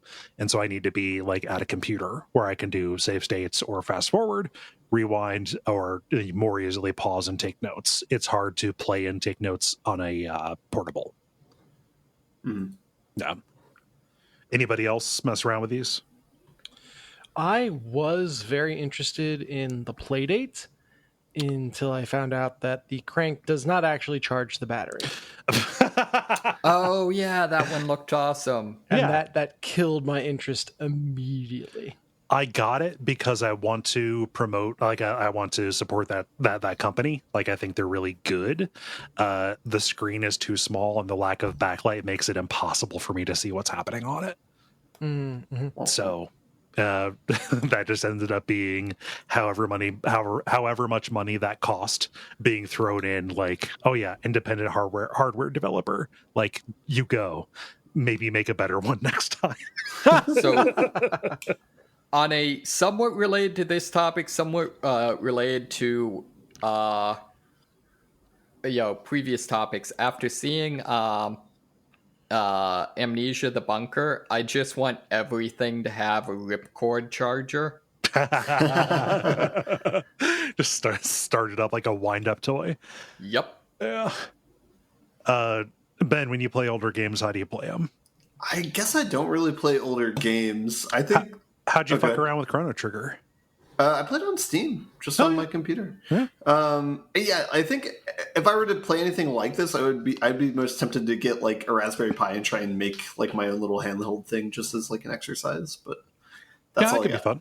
No, Yeah, I got a. Could you install it with a hand crank that charges the battery? probably. Yeah. All right, let's talk.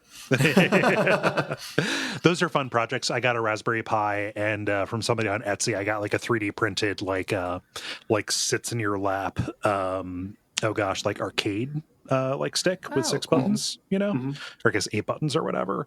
And like putting that together with a Raspberry Pi, I think it was 3 at the time, and like figuring out how to get that to play. It didn't stick around. I mean, it's still somewhere because I never threw anything away. But it was a fun project at the very least. Yeah. Let's see. Eric writes or asks, Link's Awakening DX, or Link's Awakening for the Switch? I mean, clearly, Link Awakening to his identity as a Switch. Hey,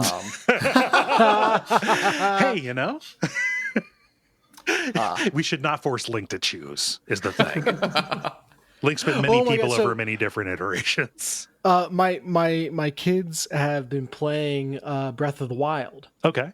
Luke and Milo, and it's really funny because Milo's a bit more confident with controls, so Luke just kind of directs him. But listening to them like strategize and all this stuff, but the playground hearsay has made its way, and I forget how it came up, but they're like, "Oh yeah," and there's one part where you have to dress as a girl. Yeah. What? Yeah, what? Really? Yeah. Well, there's a village where only girls are allowed. You have to dress up as a girl. Yeah, the Gerudo. Yeah. And this is like, and then they turn to me and they're like, "Dad, is that real?" Yeah. I guess they had some friend tell them it was coming. It's like, yeah. Whereas takes, Tears of the Kingdom is just like, nope, now every other costume. Yep. But anyway, continue. Yeah, no. So Link's Awakening for the Game Boy. Link's Awakening, the updated Game Boy Color version with the extra dungeon that has the mechanics that require, just no attack only the blue enemies here, attack only the orange enemies here, or the updated Link's Awakening for the Switch. I mean, my answer for this, I think that extra dungeon is bad, and I don't care about color. Give me the original, baby. I've only played the Switch one, so that is my default answer, but I don't take that with a grain of salt. Yeah. Yeah, I have... Oh, go on. I was going to say, I have not played any of them, so can't say. So I have only played the original one. However, this is probably one of my favorite Zelda games, except that like I think there are definitely some points where its mobile nature, shows some jank. So I could see the remake maybe being my ideal. The remake does not fix those as much as you would think. That is unfortunate. Yeah. I understand. Like, I like this game an awful lot too. I think so. Like the distinction between these is just one of personal preference. It's not like I like any of these three is so bad that I would say skip it. Oh yeah. Just play it however you can. So yeah, it's a good game. Finally, here we have Random Sum who asks, wow, I can't believe they greenlit the Kole Ross biopic. And they're using time machine technology for casting?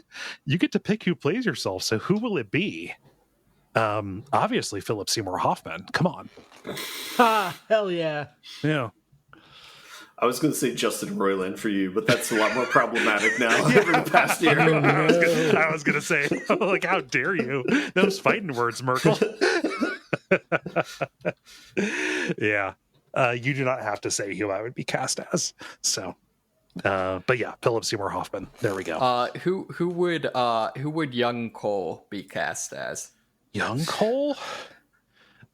Young Ron Howard. Opie. Let's get Opie in there. Yeah. Oh gosh. And that's the segment. Thank you everybody for responding. I thought the question is who would you cast yourself as? Oh, not just yourself? Cole-centric. Yeah, I'm no, still okay, thinking. okay. Damn. Yeah. Okay, everybody can do their cast. We'll be the side characters, but we still matter. No, you don't have to be side character. Everybody can be the main character of their own story. AI stand-in that just feed enough images of me to the computer and it'll do all my lines. Well, I mean, if the strike doesn't work out, yeah. Yeah. I have a pro sports doppelganger. I don't know if I have an actor doppelganger. Who's your pro sports doppelganger? So I found this out in Peru. Andre Pierre Ziznak. He is a footballer. You wouldn't recognize him. I'll post a link. Or I guess you would recognize him because you would recognize me. Oh wow!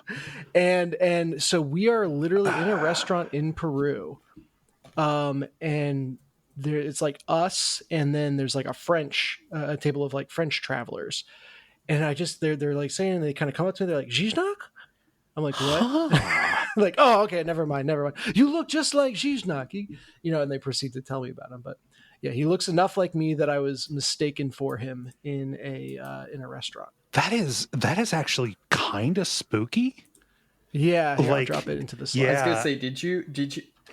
So I thought you posted a picture of him, and I go, and it's just a giant turtle monster. No, that's for the news segment. Do you see that inset that I just posted of just the eyes, the eyebrows, and like the top of the nose? So the triangle is strong with this one. So I mean, yeah, he's he'd have to do the Batman thing. Yeah, I mean, you probably have to work on the accent quite a lot, or you could overdub him. Yeah. Yeah. I really like my greatest regret in life is that in that restaurant I didn't go oui and see roll with it. See if you get some free drinks for God's sake. Yeah. So yeah, see if he's gone into acting now that his football career is over. That's a little too spooky, actually. For anyone who's never seen a picture of me and listens to the show, then you can look that up. Yeah. Ben, how about you? I can only think of ones for you guys. I can't think of one for me. Oh, yeah. But I will. So for Dennis, I was going to say there's not a good exact picture, but I feel like Nick Frost, if you combined all the ways he looked at certain times in his life, could possibly hit the Dennis zone a little bit. He'd have to lose some weight. Yeah, he's skinnier in like The World's End. True. So he would need to be like that weight, but he would need to look younger. Yeah. All right. It could possibly get there, but if you look at like a random picture of him, it doesn't match up right now. And then I was going to say for David, I was going to say maybe Guilfoyle from Silicon Valley. Oh, doing Martin Starr. Yeah. He could maybe hit that range, but he would, yeah. Yeah.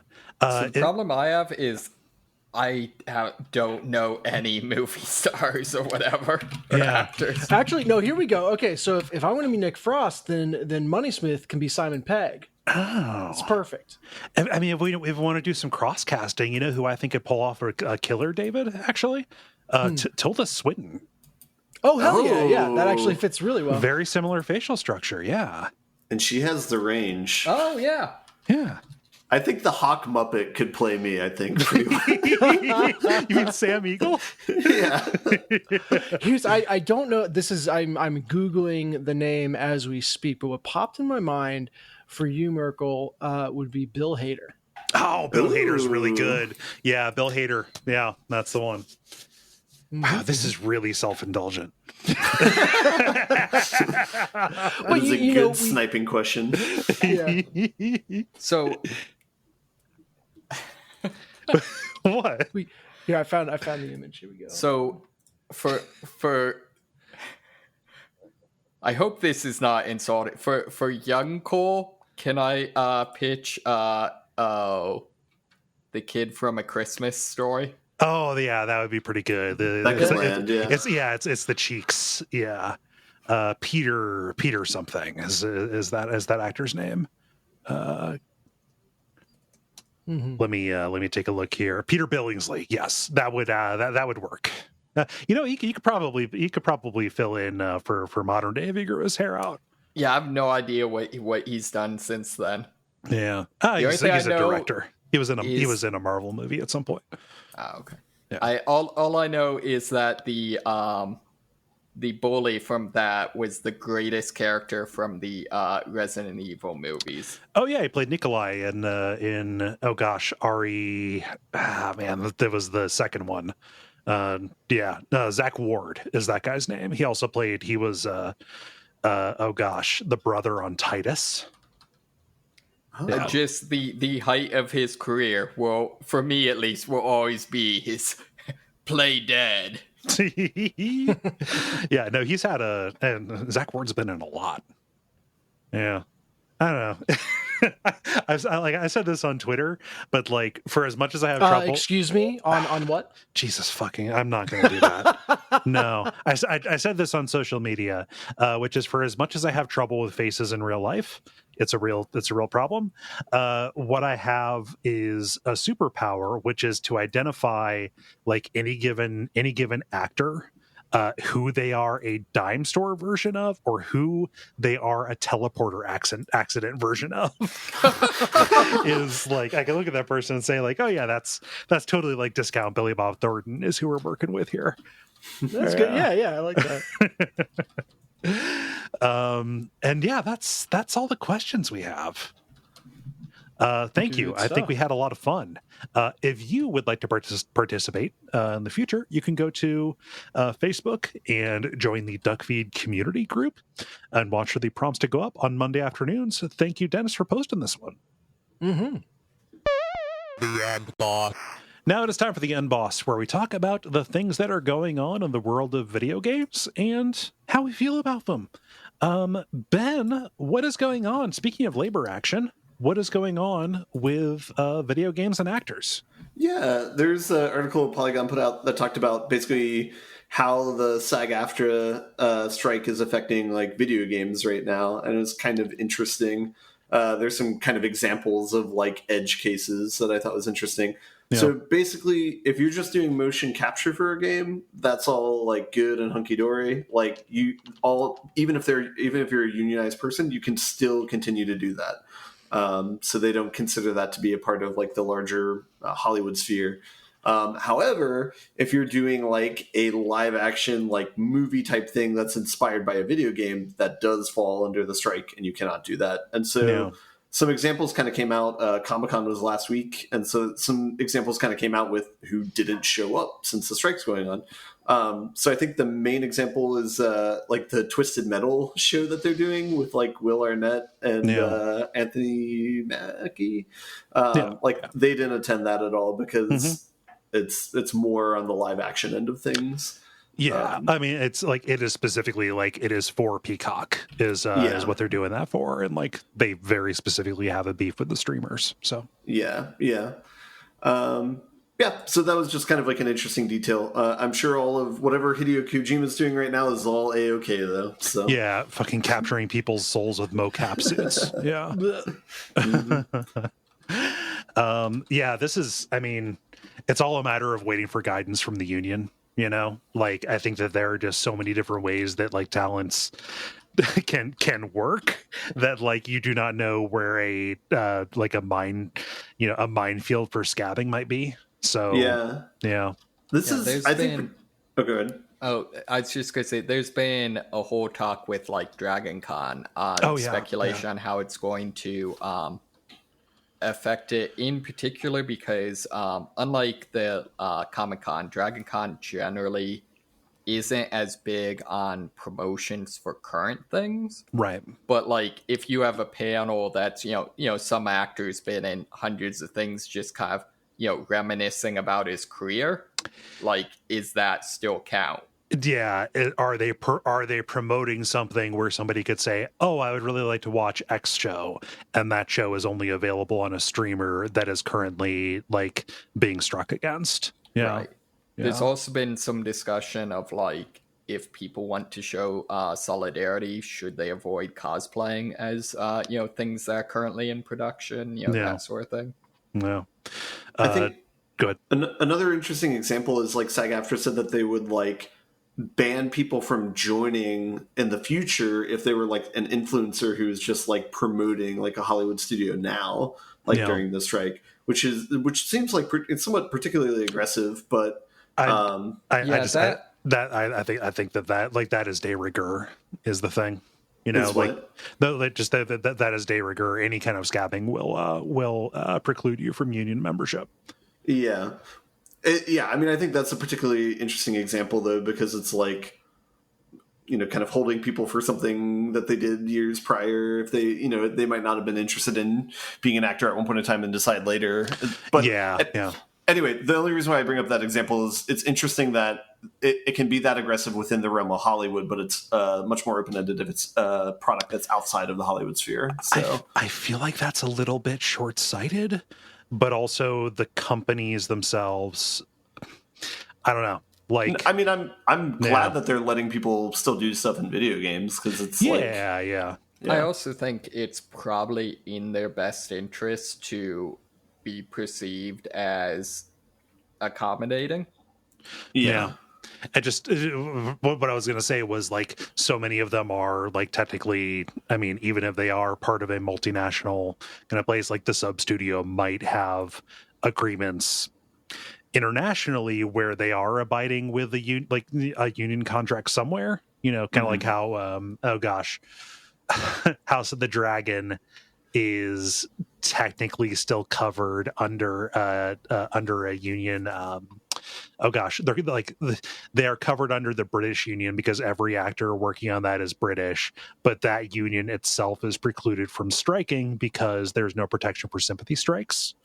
You know, for the American, So I've got no idea what the protection is. Like, you know, somebody is doing like mocap for a game published by Sony, you know, which would be the case for the Spider-Man 2, right? Like, you know, even if it is, well, that's an American company, so I don't know. It's complicated, and the fact that everything is covered under so many different contracts, like you just really need union guidance for like how to like be in, you know, solidarity, and that affects like, I don't know, recap podcasts too. Like, it's real, man, it's tough. Yeah. I learned that sympathy striking is a thing just now. Yeah. And I saw now that I can use that term that Snoop Dogg is sympathy striking. Yeah. Canceled a couple concerts. What nice. is the other thing that the other strike that the Teamsters are doing? Is that technically a sympathy strike? No, UPS. that just happens to be concurrent. Not the UPS one, but the one with Hollywood. With Hollywood, I'm not sure. I've not heard about a specific Teamsters action. I know the IATSE is doing a concurrent strike as well, but that is not so much a sympathy strike as it is like they have their own contract dispute that is currently active. It just happens to be going on at the same time. This Same thing is, with Broadway. Yeah. So this was, some YouTube I was watching or something. I didn't get the details, but basically the premise they said was there was some discussion that the Teamsters might strike in order to prevent the studios from trying to use reality TV as an end run around the strike. That it would be pretty, excuse me for using the word, based. No, it'd be great if they did that. Yeah. Like I said, this was just like kind of telephone getting to me, so I might have been misunderstanding. Yeah, I've got no idea. The only Teamster strike that I'm current on is, as of today, them at least getting nominal approval of their terms. It hasn't been voted on. Getting air conditioning in their vehicles. Getting air conditioning on any vehicles manufactured after today, so the current fleet will still be unair conditioned, etc. It has not been approved by the actual body of UPS drivers in the Teamsters Union, but it is a positive sign at the very least that UPS has caved a little bit toward demands. Sorry, it's a really fascinating world, and like it's so cool to learn about. But also, you start sounding like a madman throwing out all of these different punctuations and stuff. I hope I mean this in a optimistic sense, but yeah, this is like the one thing going on in the world right now that like actually I feel optimistic about. Yeah. I mean, no complaints there. It is something to feel very positive about. Yeah. Let's see. I got these in an order in my tabs. Let's see. Oh, I've got mine. So there has been a bunch of Armored Core 6 details that have been announced as kind of preview players have gone in, and gameplay there was a gameplay live stream kind of revealing some more details. The story that I am bringing very specifically about that, because I'm kind of staying a little bit under the bunker in terms of gameplay and story stuff. Literally. Well, yeah, I mean, at least as regards Amnesia. No, but Armored Core 6 is going to be compatible with Steam Deck. Cool. The same way that Elden Ring is. Who knows? Because the Steam Deck is still, it's still aging hardware. If it's going to be able to run it at like really high frame rates or whatever. But From seems very committed based on their quotes, like, hey, we develop games on PC first and foremost, they say, and they want to optimize for that. And they want to make it as playable as possible for as wide of a number of people as possible. And that is kind of concurrent with like the studio has changed a lot since they have last published an Armored Core game. This is the first Armored Core game that is getting a PC launch with the rest of the launches. Now, very cool. So like that is news, but also it's just kind of like a thing that is happening. So it falls back into the usual Kole styling. So it's cool. I do not know what platform I'm going to play it on yet, but this is another tick in the PC column. Do you know off the top of your head what the release date is? August the 25th. Oh, sweet. Yeah. Yep. So I feel like I have the weirdest relation to this game so far, because I've not actually watched any of the trailers or whatever. The only thing I've gotten has been like secondhand, but it's all just been just stuff like when it first came out. I heard lots of jokes about like, oh, is it going to have like perfect parries and stuff like that? And then a little while later, people are like, yes, actually. Yeah, no, it's going to be Sekiro as hell. Yeah. And I don't know, that's just really entertaining to me. I'm curious about it, but I do not know if I'm excited for it. I am, let's say, cautiously optimistic. Let's say, yeah. David, what is happening with Atari? Yeah, so Atari is putting out some collector's items for their old arcade games that are basically reproductions of the circuit boards from the arcade cabinets. So they aren't actually populated, so they don't have the resistors, capacitors, chips, stuff like that. But they are actual functioning circuit boards. So like if you took and plugged in all of the things, you could then plug it into an arcade cabinet and it would operate. Wow. Okay, so it's not like hardware programmed like an old board would be, but if you plugged it into a JAMA board or whatever, it would still boot up and you could see it as, the way it ran. Right. Yeah. Exactly.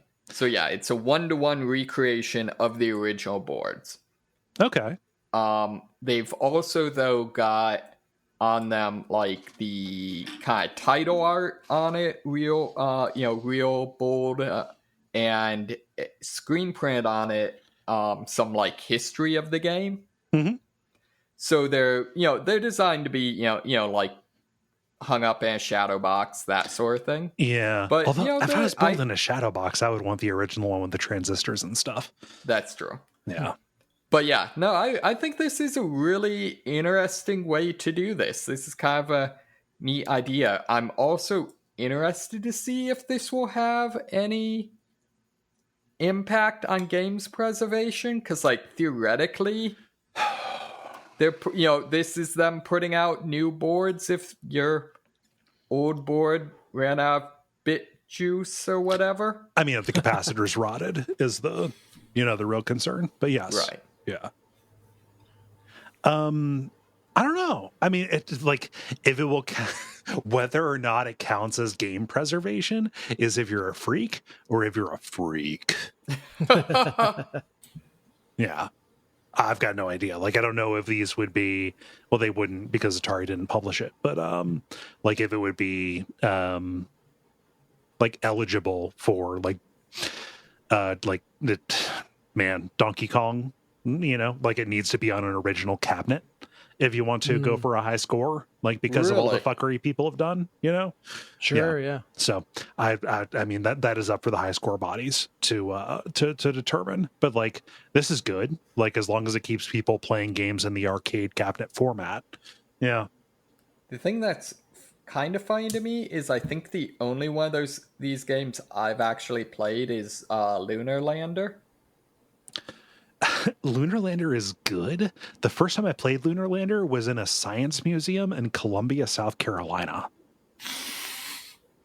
I'm serious. It's kind of science. Yeah, it was in the moon landing section. So it's weird that it like this is on there because that is a vector game, kind of like Asteroids is, and very pointedly so because it needs to scale.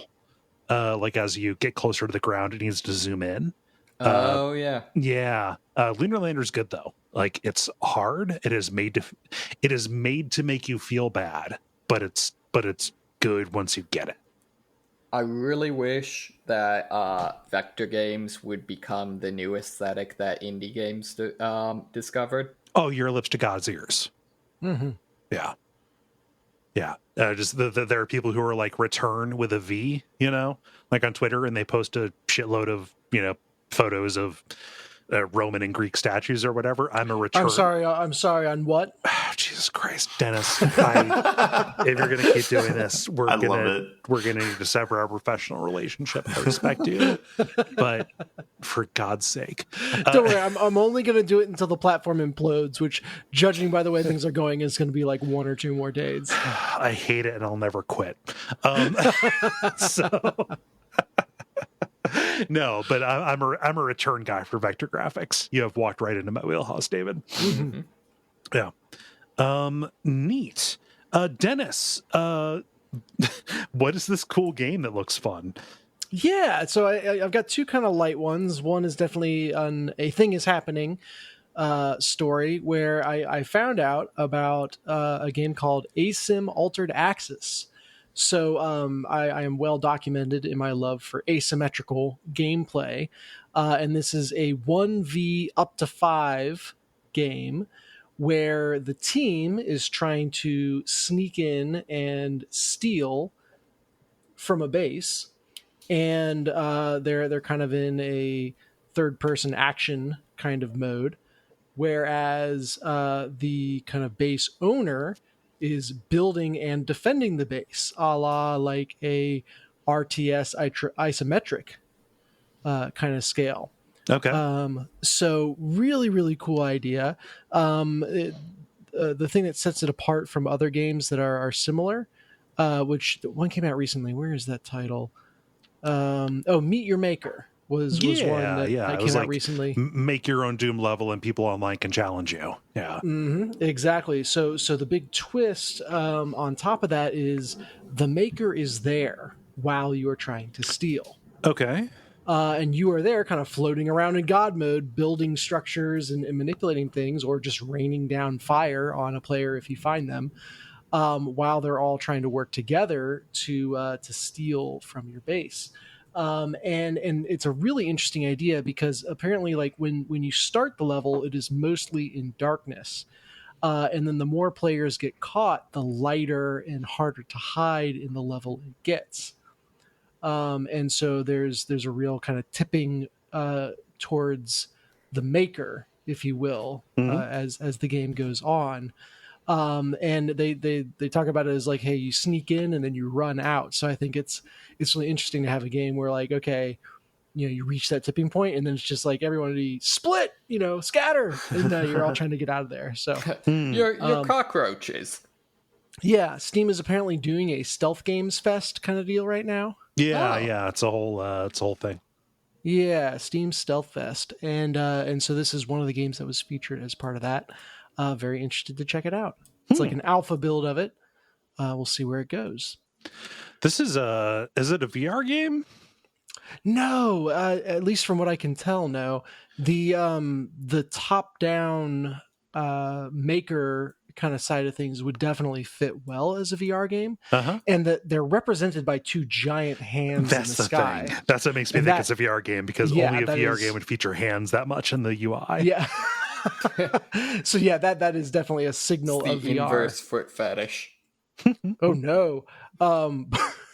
But as far as I can tell, no, there's no VR in the game immediately. So yeah. That is where'd it go? Asym Altered Axis. Yeah. Ooh, that's gonna be tough to remember. Anyway, that's a bad title. I also shared just a quick. It's probably nothing, but Magic the Gathering shared a picture of one of their giant beasts with the caption "Behold, dog," and it's got everyone very excited that an Elden Ring crossover might be coming. That would be a great crossover. Probably not. But Kole, would that get you to finally learn all the terminology that Ben and I throw around? No. You can't try too hard. You can't just like throw me some art that looks like a wandering mausoleum on the north side of the Weeping Peninsula with a bunch of undead nobles. No. I just no. It probably wouldn't. Also, there are many ways in which this differs from a wandering mausoleum. So it kind of seems to be that they are doing a classic misdirect. This is existing. It's existing card art. So yes, likely just them goofing on the interwebs. However, with how well Lord of the Rings has gone as their crossover set, it would be really interesting to see others, and I would be very surprised if there hasn't at least been conversations. Yeah, at least someone being like, wait, but why aren't we doing a crossover with Elden Ring? Yeah, I would be disappointed if that's what they were doing, but I don't know. No, just like it would not be like it would be neat to like go in and read the card text if anybody dumped like the textures from the game or whatever. But like, no, it wouldn't be enough to get me to play Magic, just because it's just not the. I don't know. If in the 30 years that Magic has been extant, I have not started to play it, then now would be a weird time to start. Sure. While I enjoyed the Lord of the Rings set, I feel like it's like the beginning of the end, because now they're going to be like, we should do more IPs because this was like such a success. And then it's like Magic's just going to be a clusterfuck of like Marvel heroes and Gandalf and like Elden Ring and the battlefield, and it's just going to be like, this is a nightmare. Is a Magic expansion. It's real sweaty. Would be the word that I would use for it if that is the direction that they end up going, and that is a turnoff. Well, anyway, it made for a good goof on the internet. Yeah, and there's a cool asymmetrical game that people can play. Top rated, or at least the first one that is listed after the initial comment. You know, behold, dog. There's somebody saying, "Stop this bullshit crossovers and start doing Magic again." OMFG. That's pretty good. And then the second person is because he's a turtle, and then cry laughing emoji. So, yeah. So, can I do a just have you seen this crazy thing?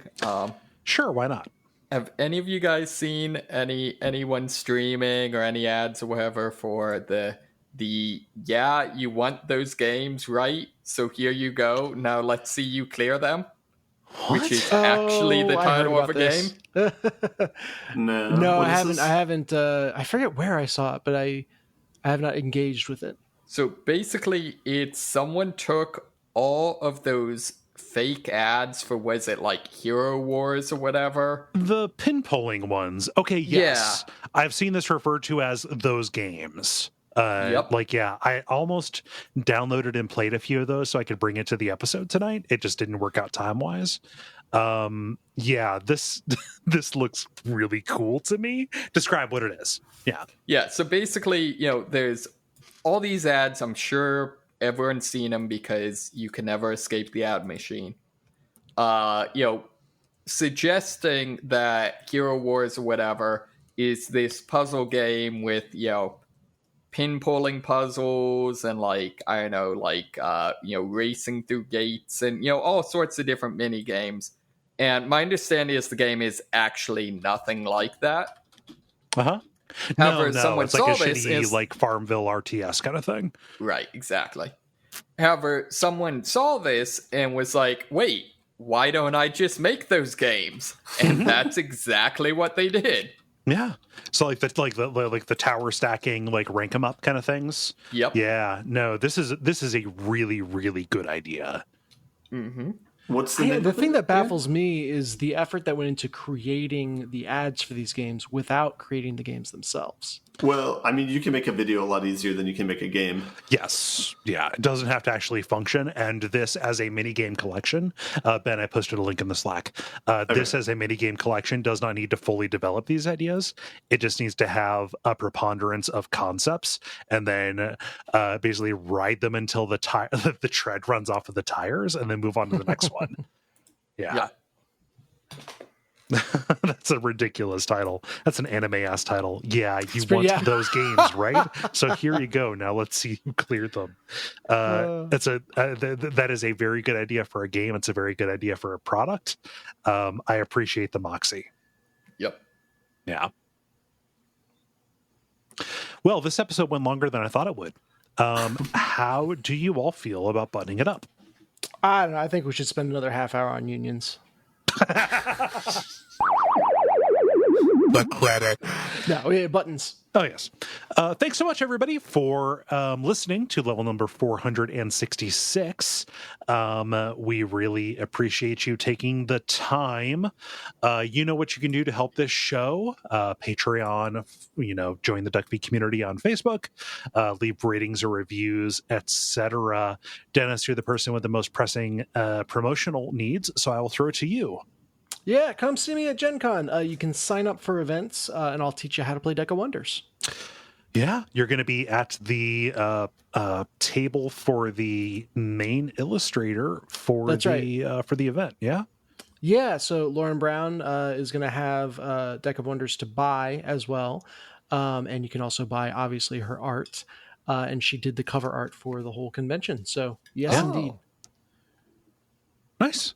And Jala, though she's not here, I'm not aware of what's coming up, but recently over at JalaChan.place, she has covered, it's a 3.5 hour episode about Metroid Fusion.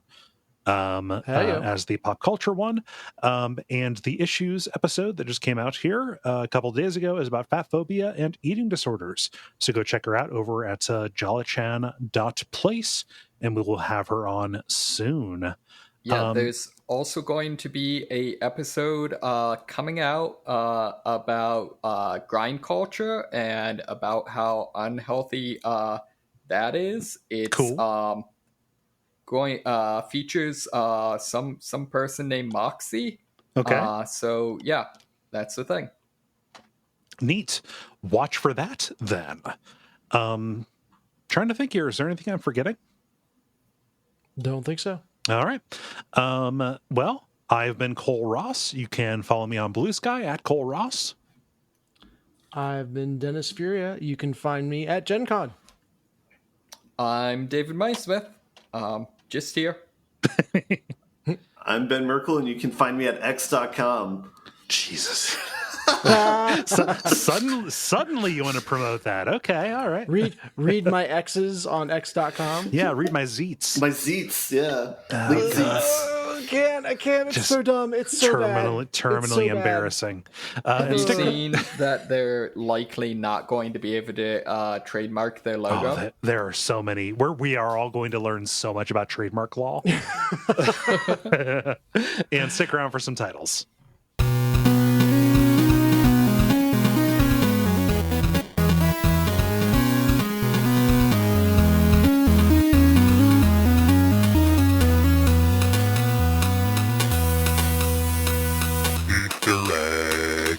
Okay, who has titles? I in a rare turn, I do not have any. Okay. Ooh. I have at least one. Let me see. Okay, I actually only have one. I have Talk to Your Kids About Don Henley. All right, I got 3. I got PVE with a little bit of P in there. P is spelled PEE. I got Bit Juice because I thought that was funny. And I got, yeah, you want this podcast, right? So here you go. Now listen to it.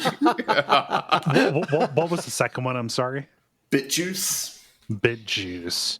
And the second one is, yeah, you want this podcast, do you? Right? Well, so listen. here you go. So here you go. Now, let's see you listen to it. Okay. Let's see. And I don't have any. Oh my. I like Talk to Your Kids About Don Henley. Is anybody opposed to Talk to Your Kids About Don Henley? No, I like it. Okay, cool. Well, it is decided. Woohoo!